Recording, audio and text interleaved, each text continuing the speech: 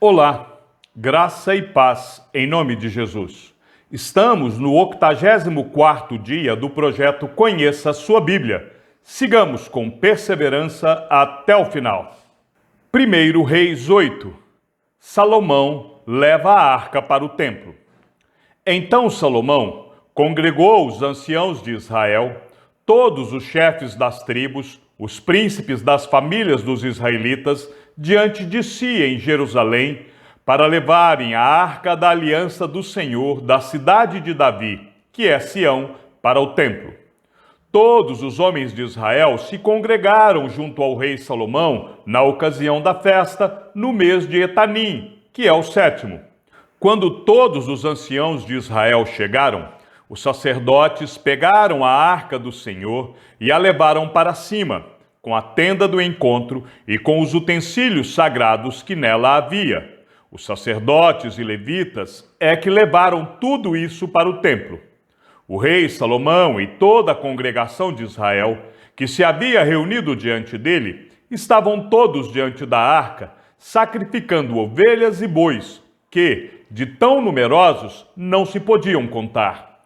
Os sacerdotes puseram a arca da aliança do Senhor no seu lugar, no santuário mais interior do templo, que é o Santo dos Santos, debaixo das asas dos querubins.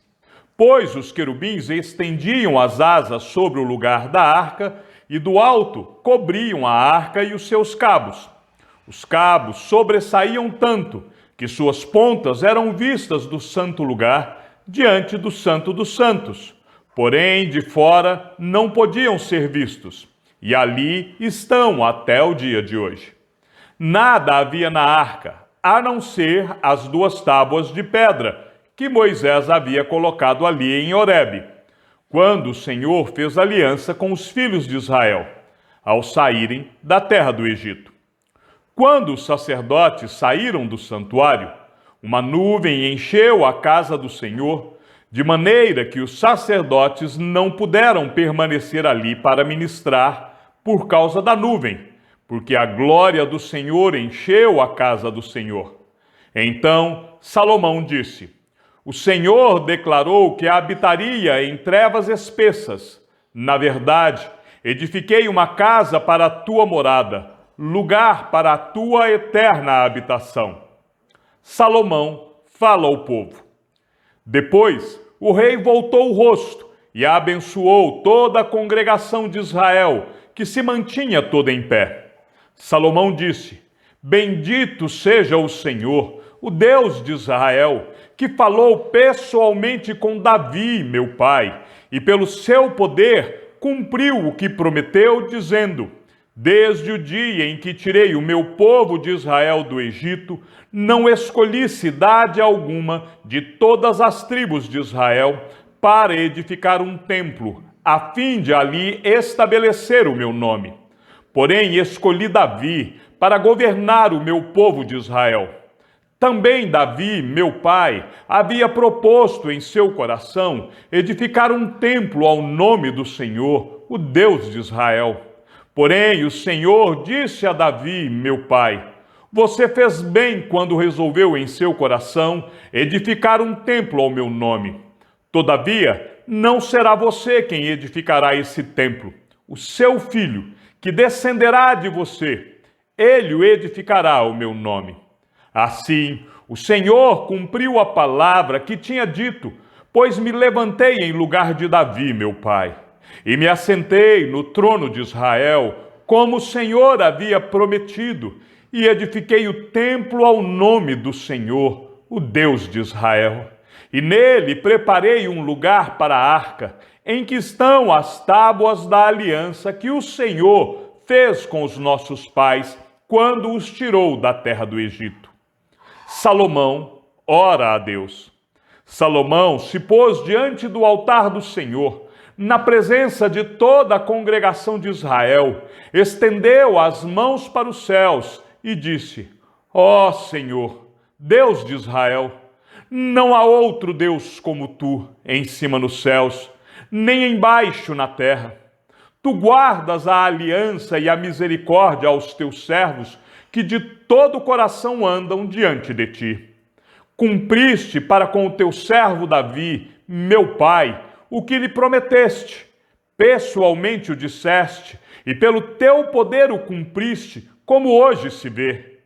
Agora, pois, ó Senhor, Deus de Israel, cumpre a outra promessa que fizeste a teu servo Davi, meu pai, quando declaraste, dizendo: nunca lhe faltará sucessor diante de mim, que se assente no trono de Israel, contando que os seus filhos guardem o seu caminho para andarem diante de mim, como você andou.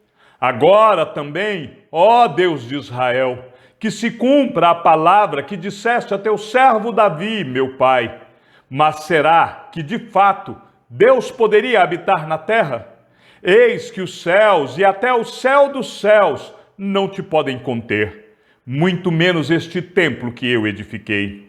Atenta, pois, para a oração de teu servo e para a sua súplica, ó Senhor meu Deus, ouvindo o clamor e a oração que faz hoje o teu servo diante de ti. Que os teus olhos estejam abertos noite e dia sobre este templo, sobre este lugar do qual disseste: o meu nome estará ali, para ouvires a oração que o teu servo fizer neste lugar. Ouve, pois, a súplica do teu servo e do teu povo de Israel, quando orarem neste lugar. Ouve no céu, lugar da tua habitação. Ouve e perdoa. Se alguém pecar contra o seu próximo, e lhe for exigido que jure, e ele vier jurar diante do teu altar, neste templo, ouve tu nos céus, age e julga os teus servos, condenando o ímpio, fazendo com que pague por seus atos, e justificando o justo, para lhe retribuires segundo a sua justiça. Quando o teu povo de Israel, por teu pecado contra ti, for derrotado por um inimigo e se converter a ti, confessar o teu nome, orar e suplicar a ti neste templo, ouve tu nos céus, perdoa o pecado do teu povo de Israel e faze-o voltar à terra que deste aos seus pais. Quando o céu se fechar e não houver chuva, por ter o povo pecado contra ti, e ele orar neste lugar, confessar o teu nome e se converter dos seus pecados, depois de o haveres castigado, ouves tu nos céus, perdoa o pecado de teus servos e do teu povo de Israel, ensinando-lhes o bom caminho em que devem andar. E envia chuva sobre esta tua terra, que deste em herança ao teu povo.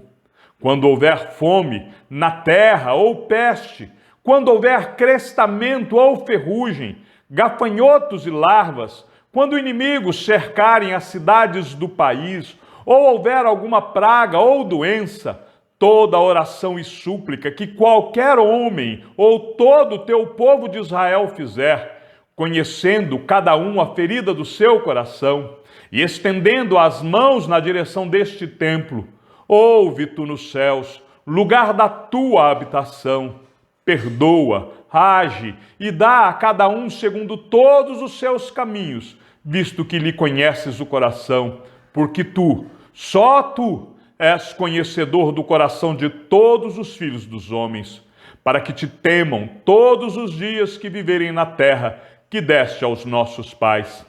Também ao estrangeiro, que não for do teu povo de Israel, porém vier de uma terra distante, por amor do teu nome, porque ouvirão do teu grande nome, e da tua mão poderosa, e do teu braço estendido, e orar, voltado para este templo, ouve tu nos céus, lugar da tua habitação, e faze tudo o que o estrangeiro te pedir, a fim de que todos os povos da terra conheçam o teu nome, para te temerem como o teu povo de Israel, e para saberem que este templo que eu edifiquei é chamado pelo teu nome. Quando o teu povo sair à guerra contra o seu inimigo, pelo caminho por onde os enviares, e orarem ao Senhor, voltados para esta cidade que tu escolheste, e para este templo que edifiquei ao teu nome, ouve tu nos céus a sua oração e a sua súplica, e faze-lhes justiça. Quando pecarem contra ti, pois não há ninguém que não peque. E tu te indignares contra eles e os entregares às mãos do inimigo, a fim de que os leve cativos à terra inimiga, longe ou perto daqui. E se na terra onde forem levados cativos, caírem em si e se converterem, e na terra do seu cativeiro te suplicarem, dizendo: pecamos, procedemos mal e cometemos iniquidade, e se eles se converterem a ti de todo o seu coração e de toda a sua alma, na terra de seus inimigos que os levarem cativos, e orarem a ti, voltados para a sua terra, que deste aos seus pais, para esta cidade que escolheste, e para o templo que edifiquei ao teu nome. Ouve tu nos céus, lugar da tua habitação, a sua prece e a sua súplica, e faze-lhes justiça. Perdoa ao teu povo que houver pecado contra ti, todas as suas transgressões que houverem cometido contra ti, e move tu a compaixão os que os levaram cativos, para que se compadeçam deles.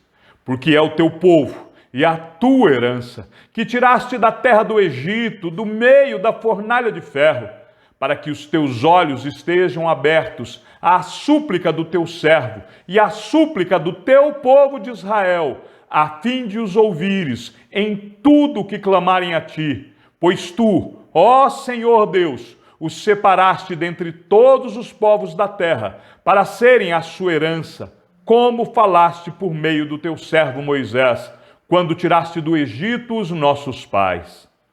Salomão abençoa o povo.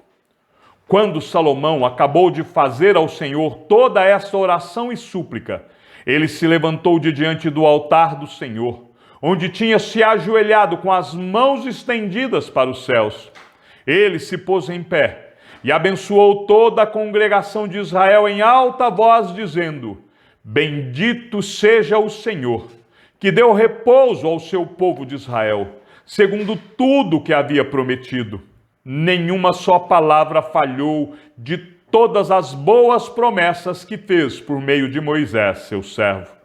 Que o Senhor, nosso Deus, esteja conosco, assim como esteve com os nossos pais, que ele não nos deixe, nem nos abençoe. Que ele faça com que o nosso coração se incline para ele, a fim de andarmos em todos os seus caminhos e guardarmos os seus mandamentos e os seus estatutos e os seus juízos que ordenou aos nossos pais. Que estas minhas palavras, com que supliquei diante do Senhor, estejam presentes diante do Senhor nosso Deus, de dia e de noite, para que ele faça justiça ao seu servo e ao seu povo de Israel, segundo cada dia o exigir, para que todos os povos da terra saibam que o Senhor é Deus e que não há outro. Que o coração de vocês seja fiel para com o Senhor nosso Deus, para andarem nos seus estatutos e guardarem os seus mandamentos, como vocês estão fazendo hoje. A conclusão da solenidade. Então o rei e todo Israel com ele ofereceram sacrifícios ao Senhor. Salomão ofereceu em sacrifício pacífico ao Senhor 22.000 bois, 120.000 ovelhas. Assim, o rei e todos os filhos de Israel consagraram a casa do Senhor. No mesmo dia, o rei consagrou o meio do átrio que estava diante da casa do Senhor, pois ali ofereceu os holocaustos e as ofertas com a gordura dos sacrifícios pacíficos. Ele fez isso porque o altar de bronze que estava diante do Senhor era muito pequeno para nele caberem os holocaustos, as ofertas de cereais e a gordura dos sacrifícios pacíficos. Nesse tempo, Salomão celebrou a festa e todo Israel com ele, uma grande congregação, desde a entrada de Amate até o rio do Egito, diante do Senhor, nosso Deus. Celebraram durante 7 dias, além dos primeiros 7, a saber, 14 dias. No 8º dia desta festa, Salomão despediu o povo e eles abençoaram o rei. Então voltaram para suas tendas, alegres e de coração contente, por causa de todo o bem que o Senhor tinha feito a Davi, seu servo, e a Israel, seu povo. 1 Reis 9. A aliança de Deus com Salomão. E aconteceu que, quando Salomão acabou de edificar a casa do Senhor, o palácio real e tudo o que tinha desejado e decidido fazer, o Senhor tornou a aparecer-lhe como tinha aparecido em Gibeão. E o Senhor lhe disse: ouvi a sua oração e súplica que você fez diante de mim. Santifiquei o templo que você edificou, a fim de pôr ali o meu nome para sempre. Os meus olhos e o meu coração estarão ali todos os dias. Se você andar diante de mim, como fez o seu pai Davi, com integridade de coração e com sinceridade, fazendo segundo tudo o que lhe ordenei, e guardando os meus estatutos e os meus juízos, também confirmarei o trono de seu reino sobre Israel para sempre. Como prometi a Davi, seu pai, dizendo: nunca lhe faltará sucessor ao trono de Israel. Porém, se vocês ou seus filhos se afastarem de mim, e não guardarem os meus mandamentos e os meus estatutos, que eu lhes prescrevi, e se servirem outros deuses e os adorarem, então eliminarei Israel da terra que lhe dei, e lançarei para longe da minha presença este templo, que santifiquei ao meu nome. E Israel virá a ser motivo de provérbio e de escárnio entre todos os povos. E todo aquele que passar por este templo, agora tão exaltado, ficará espantado e zombará. E perguntarão: por que o Senhor fez isto com esta terra e este templo? E a resposta será: porque deixaram o Senhor, seu Deus, que tirou da terra do Egito seus pais, e se apegaram a outros deuses, os adoraram e os serviram. Por isso o Senhor trouxe sobre eles todo este mal. As demais atividades de Salomão. Ao fim de 20 anos, Salomão havia terminado as duas casas, a casa do Senhor e o palácio real. Como Hirão, rei de Tiro, havia trazido a Salomão madeira de cedro e de cipreste e ouro, tanto quanto ele precisava, este lhe deu 20 cidades na terra da Galileia. Hirão de Tiro foi ver as cidades que Salomão lhe tinha dado, mas elas não lhe agradaram. Por isso disse a Salomão: que cidades são essas que você me deu, meu irmão? Eles deram o nome de Terra de Cabul, que é usado até o dia de hoje. Hirão tinha enviado ao rei 4 toneladas de ouro. A razão por que Salomão impôs o trabalho forçado é esta: construir a casa do Senhor, o seu próprio palácio, a fortaleza de Milo e a muralha de Jerusalém, bem como Azor, Megido e Gézer. Porque Faraó, rei do Egito, havia atacado e conquistado Gézer, queimando a cidade e matando os cananeus que moravam nela, entregando-a como dote à sua filha, mulher de Salomão. Assim, Salomão reconstruiu Gézer, Bet-Horon de Baixo, Baalate, Tadmor, no deserto daquela terra, todas as cidades armazéns que Salomão tinha, as cidades para os carros de guerra, as cidades para os cavaleiros, e o que desejou, enfim, construir em Jerusalém, no Líbano e em toda a terra do seu domínio. Quanto a todo o povo que restou dos amorreus, heteus, ferezeus, heveus e jebuseus, e que não eram dos filhos de Israel, e aos seus filhos, que restaram depois deles na terra, os quais os filhos de Israel não puderam destruir totalmente, esses Salomão reduziu à condição de trabalhadores forçados até hoje. Mas Salomão não obrigou nenhum israelita a trabalhar como escravo. Os israelitas eram homens de guerra. Seus oficiais, seus comandantes, seus capitães, chefes dos seus carros de guerra e dos seus cavaleiros. Os principais oficiais que estavam encarregados da obra de Salomão eram 550, que tinham ao seu encargo o povo que trabalhava na obra. Quando a filha de Faraó se mudou da cidade de Davi para o palácio que Salomão havia construído para ela, então ele construiu Milo. 3 vezes por ano, Salomão oferecia holocaustos e sacrifícios pacíficos sobre o altar que havia edificado ao Senhor, e queimava incenso sobre o altar diante do Senhor. Assim, ele terminou a construção do templo. O rei Salomão também construiu uma frota de navios em Ezion-Geber, que fica perto de Elate, na praia do Mar Vermelho, na terra de Edom. Hirão enviou com aquela frota os seus servos, marinheiros conhecedores do mar, para acompanharem os servos de Salomão. Chegaram a Ofir e de lá trouxeram para o rei Salomão mais de 14 toneladas de ouro. 1 Reis 10. A rainha de Sabá visita Salomão. Quando a rainha de Sabá ouviu falar da fama de Salomão, com respeito ao nome do Senhor, veio prová-lo com perguntas difíceis. Chegou a Jerusalém com uma enorme comitiva, com camelos carregados de especiarias, grande quantidade de ouro e pedras preciosas. Ela se apresentou diante de Salomão e lhe expôs tudo o que trazia em sua mente. Salomão respondeu todas as perguntas que ela fez, e não houve nada profundo demais que o rei não pudesse explicar. Quando a rainha de Sabá viu toda a sabedoria de Salomão, o palácio que ele havia construído, a comida que era servida na mesa dele, o lugar dos seus oficiais, o serviço dos seus criados e os trajes deles, seus copeiros e o holocausto que oferecia na casa do Senhor, ficou como fora de si e disse ao rei: é verdade o que ouvi na minha terra a respeito de você e a respeito da sua sabedoria. Eu, porém, não acreditava naquelas palavras até que vim e vi com os meus próprios olhos. Eis que não me contaram nem a metade. Você supera em sabedoria e prosperidade a fama que eu vi. Felizes os homens à sua volta. Felizes estes seus servos que estão sempre diante de você e que ouvem a sua sabedoria.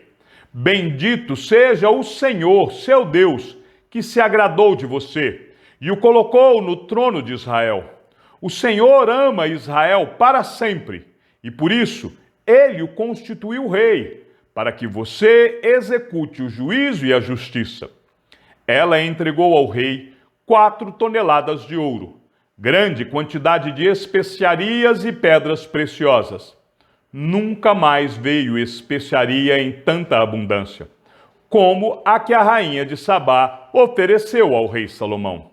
Também os navios de Hirão, que transportavam ouro de Ofir, traziam de lá grande quantidade de madeira de sândalo e pedras preciosas.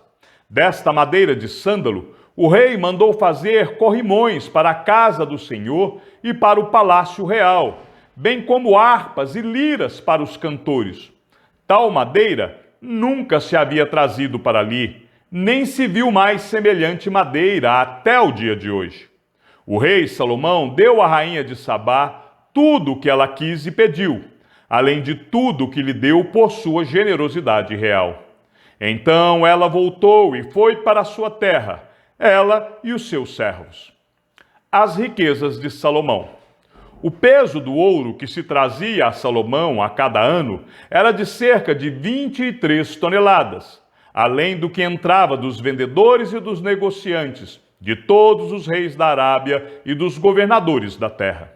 O rei Salomão fez 200 grandes escudos de ouro batido, empregando 7,2 kg de ouro em cada escudo. Fez também 300 escudos menores de ouro batido, empregando 1,8 kg de ouro em cada escudo. E o rei os pôs na casa do bosque do Líbano. O rei fez também um grande trono de marfim e o cobriu de ouro puríssimo. O trono tinha 6 degraus e o encosto do trono, ao alto, era redondo. De ambos os lados do assento havia um braço e a figura de um leão junto a cada um dos braços. 12 leões estavam ali sobre os 6 degraus, um em cada extremo destes. Nunca se havia feito obra semelhante em nenhum outro reino. Todas as taças que o rei Salomão usava para beber eram de ouro, e também de ouro puro eram todos os objetos da casa do bosque do Líbano. Não havia nada de prata, porque nos dias de Salomão não se dava nenhum valor a ela. Porque o rei tinha no mar uma frota de Tarsis, junto com os navios de Irão, de 3 em 3 anos, a frota voltava de Tarsis, trazendo ouro, prata, marfim, bugios e pavões. Assim, o rei Salomão excedeu a todos os reis do mundo, tanto em riqueza como em sabedoria. Todo mundo queria ver Salomão para ouvir a sabedoria que Deus tinha posto no coração dele. Cada um trazia o seu presente, objetos de prata e de ouro, roupas, armaduras, especiarias, cavalos e mulas. E foi assim, ano após ano, Salomão ajuntou carros de guerra e cavaleiros. Tinha 1.400 carros de guerra e 12.000 cavaleiros, que espalhou pelas cidades onde mantinha os carros, deixando uma parte junto ao rei, em Jerusalém. O rei fez com que em Jerusalém a prata fosse tão comum como as pedras e os cedros, fossem tão numerosos como os sicômoros que estão na Cefelá. Os cavalos de Salomão vinham do Egito e da Cilícia, e os comerciantes do rei os importavam da Cilícia por certo preço. Importava-se do Egito um carro de guerra por 600 moedas de prata e um cavalo por 150. Nas mesmas condições, as caravanas os traziam e os exportavam para todos os reis dos heteus e para os reis da Síria. Chegamos ao fim da leitura de nosso 84º dia. Sigamos juntos até o final. Que o Senhor seja com o teu espírito e que a graça seja com todos os que amam sinceramente a nosso Senhor Jesus Cristo. E ao Deus único e sábio seja dada toda a glória e que a sua vida seja sempre para mais em Cristo Jesus. E não se esqueça, aquele que ouve a palavra e também a coloca em prática é bem-aventurado no que realiza. Um abraço e até amanhã, se assim o Senhor nos permitir.